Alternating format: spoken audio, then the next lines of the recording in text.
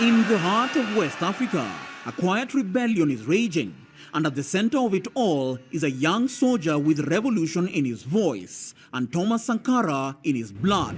Traoré. Captain Ibrahim Traoré, President of Burkina Faso, Ibrahim Traoré. Ibrahim Traoré. Who is Ibrahim Traoré? Can we trust the relationship, the burgeoning relationship between Russia and Burkina Faso? Is there more at play than what we see? Is this revolutionary, this man promising evolution, change for people of Burkina Faso? Can it reverberate around West Africa and Africa at large? Can this be the symbolic change? Or is he a puppet president put in by Vladimir Putin to ensure his wealth and stabilize his country while they're going through a war? I don't know. However, let's explore this idea and see what happens.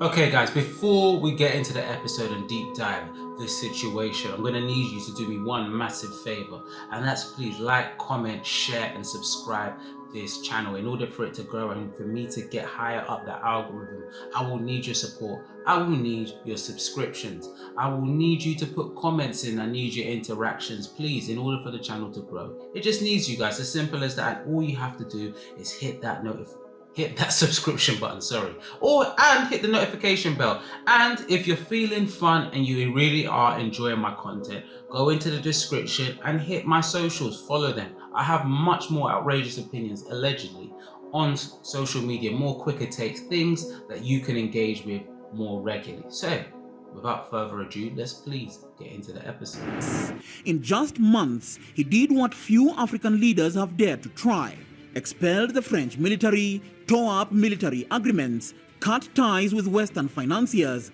and called out decades of neocolonialism masked with freedom. To his supporters, he's the second coming of Thomas Sankara. To his enemies, he's a dangerous insurgent with pan-African agenda. Ibrahim Traoré. This is probably a headline you've seen before. Headlines about change. However, to fully understand who Ibrahim Traoré is, who Captain Ibrahim Traoré is, Burkina Faso, you have to understand the man that came before him, the man whose words echo quietly as if they reverberate around the scene when he speaks.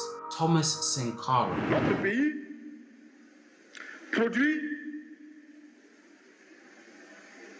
suffisamment de quoi nous nourrir. Nous pouvons dépasser même notre production, malheureusement. Par manque d'organisation, nous sommes encore obligés de tendre la main pour demander des aides alimentaires. Ces aides alimentaires qui nous bloquent, qui nous inspirent, qui installent dans nos esprits cette habitude, ces réflexes de mendiant, d'assister. Thomas Sankara came into power through a military coup. Sounds like we've heard that before. From the then president, Jean-Baptiste, who was seen as a French sympathizer, was a kind of a French puppet president at the time as well, was very much siphoning funds and natural resources to France while leaving his people impoverished and quite poor. In a military coup at age 33, Thomas Sankara took over and promised, almost guaranteed, change. He spoke eloquently, he spoke clearly about his change and started to implement those changes, started to make grounds on those things that he promised: education, structural change, healthcare changes. I think he, at the time, promised vaccines for all people of Burkina Faso, or as Bouncer likes to say, Maybe try to do a YouTube about Ibrahim Traoré or what's happening in Burkina Faso or what's happening in... Thomas Sankara was such a prevailing figure for Burkina Faso. Prior to him, the country was called Upper Volta, and he changed it to Burkina Faso, the land of upright people. However, you're wondering, someone who's so beloved, someone who is so revered to the point where Ibrahim Traoré is talking today and people are still echoing the message of what he said then and saying, is this a sort of reincarnation of that man? How did he pass? Well, he gave a beautiful speech about Africans severing their debts to the West, changing their relationship with the West, and unfortunately, a few months later, Sankara was dead, assassinated in a French-backed plot with regional complicity. The African Union, they never investigated. He passed. He was assassinated, I should say. He didn't pass.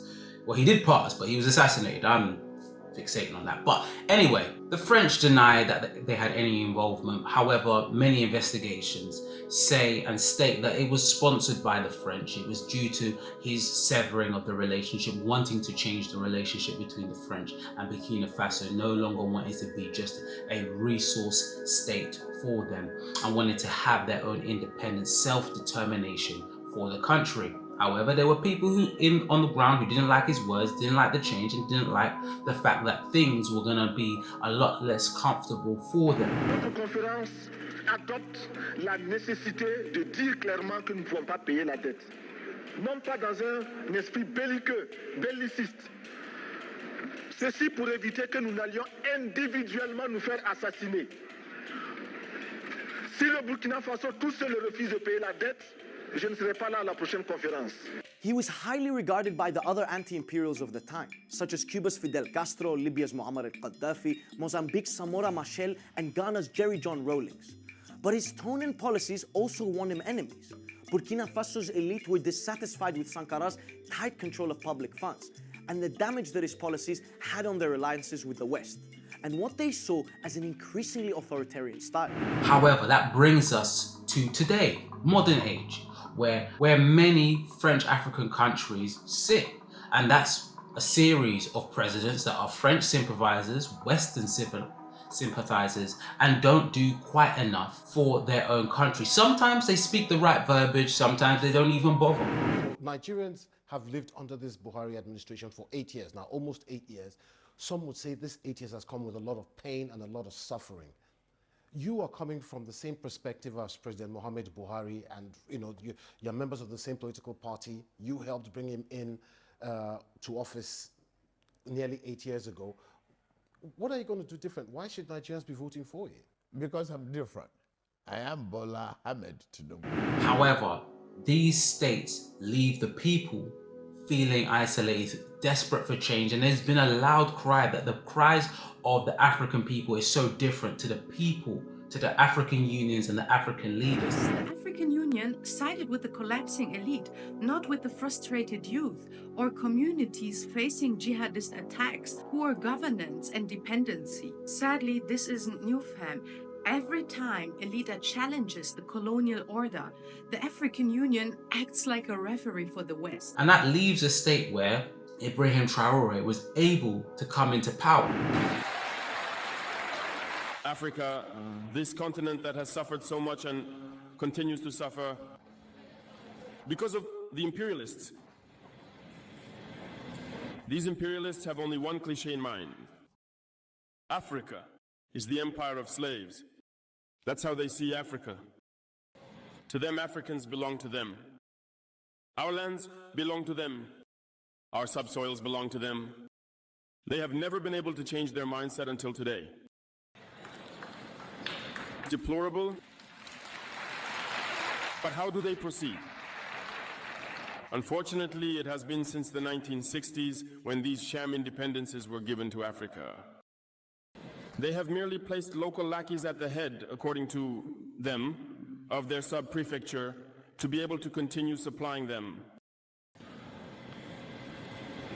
These local lackeys whom we would call today Salon slaves. Again, very similar Ibrahim Traoré to Thomas Sankara.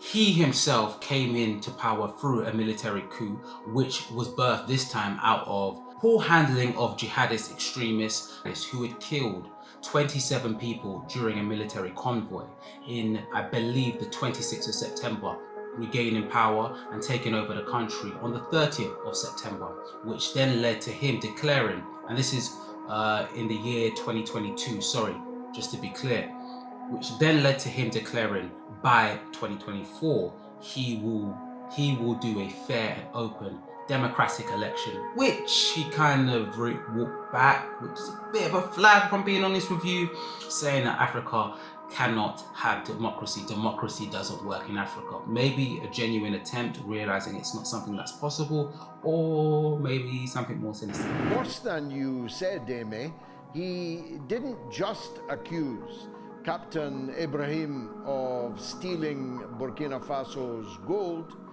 He accused him of stealing Burkina Faso's gold to pay for his own protection. However, it's important to say this, that Ibrahim Traoré has promised so much, and his language, his actions, the steps that he has made has endeared him to the people of Burkina Faso and other French African people around Burkina Faso, that he is a man for a change. He is making actions. I make this kind of jokingly, but he has employed people to make an electric car, advertise this electric car as a step in the direction for their own self-determination. He has de-imperialized, decolonized Burkina Faso and their relationship with France, which has led to a numerous amount of assassination attempts on his life. Protection. Well, I wonder why he would need protection. Well, one of the obvious reasons is that both France and the United States are quite clearly committed to killing him. What is it about Captain Traoré that they want to kill? Well, in addition to the great strides forward that you have adumbrated, this very week, the Burkina Faso government abolished all education fees. It is now free to go to nursery, primary, secondary, and university in Burkina Faso. What's not to love about that? Now, I'm going to be honest with you guys. Some of this is natural. He's inherited or took over a country that was under a completely different rule. He took it through a military coup. There will be some assassination attempts, but it'd be naive for us to pretend as if France and the West in general, i.e. America and Britain, have no relationship to some of this. How do they get their funding? If the place is so poor, ask yourself the simple questions, and things like that start to reveal themselves very, very quickly. The French themselves have said the greatest threat to France is Pan-Africanism. So how are we seeing the response of France and the United States? Because obviously their troops are being kicked out, but it's not as if they're just saying, okay, we're giving up here in terms of their attempts to manipulate the politics of Africa. And it's fascinating, you quote that document, and it's a document has accessible now vastly online of what the School of Economic Warfare actually published. I mean, can you imagine that France has a school for economic warfare? And when you look at the document, they have clearly determined who's the enemy for France. The enemy of France is not a NATO country. No, it's not a global power. The enemy of France, according to the School of Economic Warfare, is Pan-Africanism. That's very telling, right? That they actually have over a 200 plus page document discussing how Pan-Africanism is a threat to French interests and to France itself. And they've mentioned names of Africans who are actually working for the betterment of Africa. When you see the names, you are confused. You know, why are they the enemy of France? Why is that? Because so much of their resources, so much of their finances is birthed from the cheap labor and cheap taking of Africa, especially West African resources. So that there spells trouble for them when they see this de-imperialist, a leader in Ibrahim Traoré, who has the charisma, who has the people, and has the relationships to make those changes. Now, some of you are probably wondering, how did he become the man to take over during the military coup? It's as simple as this. He won the trust of the military. If the military trusts you, they will put you in power. Then, in that way, that's how you consolidate power in a state and in a system where power is now vacant. This is how the West views Ibrahim Traoré, as an unofficial leader who is not operating in the correct interests, because the correct interests are in the interests of corporations to the West. They're saying that he's using the country's gold for his own protection, even though you can clearly see that he's helping his own people out. France itself is implied as a sponsor of the exiled opposition. Traoré had said repeatedly in July 2024 that his government had proof of destabilization orchestrated by France. I do believe the media should do a lot to call out France, should call out the West in their relationship with Burkina Faso and other French countries. They seem to be too closely tied to these assassination plots. They will deny it. But I would ask people, not just in the media, but people in day-to-day life, to ask the West to leave them alone.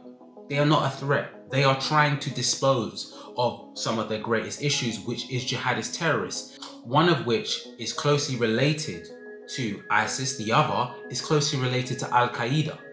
They are trying to dispose that. They are trying to be a force for good. Now, what the French and the West may say is that their relationship with a hostile nation, i.e. Russia, is why they are skeptical and have to keep a close eye on this. However, the closer you look into this, I should say, you will understand that this is a tactic that they use to suppress voices. That may be a reason why many African leaders are silent on this issue. But scrape away the slogans, counterterrorism, development, partnership, and an older motive shines through. Keep the tap running, keep the corridor open, keep the flag visible. France still wants uranium, and a CFA franc it can veto. Washington wants runways for its Reaper drones. Russia trades mercenaries for gold stakes. China flashes hundreds of billions of dollars of infrastructure loans, but asks to be repaid in rail rights, port fees, or political partnership. Every president who applauds Traoré risks annoying at least one of these giants, and the loans, bases, and trade preferences that keep domestic budgets afloat. Whether inexcusable or not is why state houses stay quieter than the streets. You see, the legislation and the financial lever of debt is used as sort of, in my opinion, a whipping lash to control African leaders from speaking out, or even just giving some sort of encouragement to any leader that is against imperialism, against colonialization, against the invisible leash that is around, or noose I should say, that is around a lot of African countries. The debt, IMF, all play a relationship in that. It's quite a shame because we're also interwoven into this system. Hence why Captain Ibrahim Traoré has sided with Turkey and Russia, who are countries that are sort of outside of those remits. Into this fragile arithmetic steps the IMF with its Article 4 health check. Any whiff of political instability, such as a coup leader praised or a foreign base expelled, triggers the phrase heightened risk. Sliced into Wall Street screens, interest rates climb, budgets constrict, social subsidies vanish. Therefore, silence becomes collateral. Want a fresh loan to stabilize fuel prices? Best avoid endorsing Traoré's revolt. Need your poverty reduction stipend released before election season? Maybe postpone that speech criticizing French military footprints. Debt isn't merely numbers, it is the language of obedience, enforced not by bayonets but by Bloomberg terminals. Captain Ibrahim Traoré has gone as far as to nationalize many of their natural resources, one being gold. They're the fourth highest exporters of gold, and nationalizing it and changing their currency as well could do wonders for their economy. An economy which is suffering, is one of the worst economies in the world. You see, if he's able to get a rein on the terrorism and get a rein on the economy, he would have done grand changes, the likes of only Botswana have seen in Africa. With the GDP per capita recently estimated at over $19,300. This places it ahead of the fastest emerging economies like Brazil, South Africa, Indonesia, and India. Over the next 4 decades, its economic growth rate rivaled that of China, Singapore, and South Korea, and today it is one of the richest countries in Africa. Botswana has a high level of economic freedom compared to other African countries, and in the most recent Transparency International Corruption Perception Index, it was ranked as the least corrupt country in Africa, posting far better scores than Russia, Italy, and China. At independence in 1966, Botswana was one of the poorest countries in the world, with only 12 kilometers of paved roads in the entire country. There were no hospitals or universities, and the majority of its population was illiterate, with only 22 people having attended university. The country's GDP per capita was half the average in sub-Saharan Africa. However, today, Botswana has the highest average income on the African mainland, and stands as Africa's longest-running multi-party democracy. It is also renowned as one of the most tolerant and peaceful countries in Africa. It would be very, very naive for me not to mention that his relationship with Russia is worrying. Russia is an imperial power. They themselves need resources, they need finances, since they've been shut out of most developing and first world countries' finances due to their ongoing war in Ukraine. They themselves is limited, they are a petro state. They need Burkina Faso, not the other way around as much as you may think. However, Burkina Faso needs a relationship with a strong economy, or a former strong economy. Right now, they seem to have an agreement which is military aid and other strategic relationship, which is code for I'm the spy. Spying. They're going to be spies for them. The KGB is going to be spies for Captain Ibrahim Traoré. He's going to need it. Let's keep it a band. There's several assassination attempts, and that's just what we're hearing. The Western media is very silent on this, and we need to call them out. Alongside that, Russia's relationship with many African countries is one of instability, creating fractions in order to have their communism, their ideology, their policies pushed through. There's a lot of protests happening in support of Ibrahim Traoré. There's a lot. Over time, I have mentioned Ibrahim Traoré in a lot of my videos because I've been following what he's been doing for a while. I think African countries need that. They need a leader like that. But speaking as someone who lives in the Western world, once successful, this could start the spread of communism in Africa. If you look at the kind of style of government that Ibrahim Traoré, Captain Ibrahim Traoré is implementing it's one that resembles Russian politics. Now, you have to be a little bit concerned about that. You have to look at former leaders who promised so much and delivered a bit, but also had their own malevolence. That's a lot of wealth that Captain Traoré will be under. It is a lot of power. All power corrupts all, absolutely. Will he be different? Will he know how to delegate? Will he know when to let go of his title and allow someone else to take over? These are the important things. It requires a lot of self-control. There is a man that echoes in the background when we talk about Ibrahim Traoré and just Africa and the unfair dismissals or killings. This is a momentous day in the history of Libya. The dark shadow of tyranny has been lifted, and with this enormous promise, the Libyan people now have a great responsibility to build an inclusive and tolerant and democratic Libya that stands as the ultimate rebuke to Gaddafi's dictatorship. Colonel Muammar Gaddafi of Libya is a legend. He changed life in Libya. Before his time, Libya was derelict. It wasn't the country it was during his time. A bustling economy, an economy full of well-educated people, safety. Previously, a young man like me would not be able to marry and have a house like us now.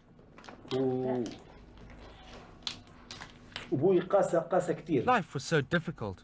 My father suffered a lot from being a worker, on wages, paying rent. Now everything is available. Life has changed in every aspect. Gaddafi wrote down his political formula in what every Libyan knows as the Green Book. Unusually, for this part of the world, Gaddafi's Green Book demands equality for women. The Green Book gave women a big role. Previously they were just objects. The Green Book gave women their rights. Now they can build, carry guns, fly a plane, drive a car, or join the army. In all fields, we're treated equally with men. Throughout. However, there is a reality that what Colonel Muammar Gaddafi was doing is any political dissidence, any political upheaval that was against him, he silenced. Human rights is a word not mentioned in the open. Society is controlled by popular committees, supposedly nominated by the people. In reality, they have become a dangerous and deadly force of control with few limits to their powers. The regime is very oppressive and the risk is very high. The students of the revolutionary committees in Al-Fatah University and in Benghazi University have actually tried fellow students and hanged them in the university grounds. This happened during the students' revolution, and also we heard about a teacher who has been tried by his student and hanged to death. There was a reason he was called the Mad Dog. It wasn't made up out of thin air. However, it's important to discuss this because there are some similarities with what's going on in Libya and what has been inherited by Captain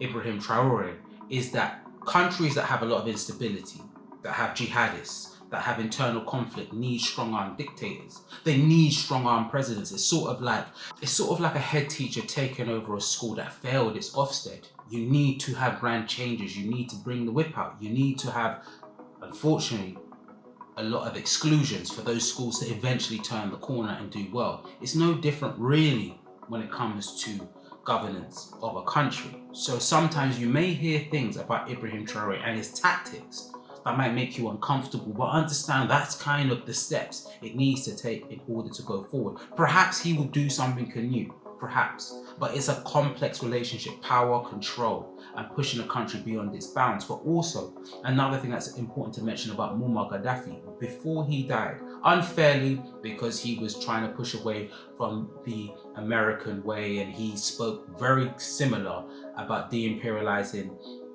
the African states and the Arab states from its Western reliance.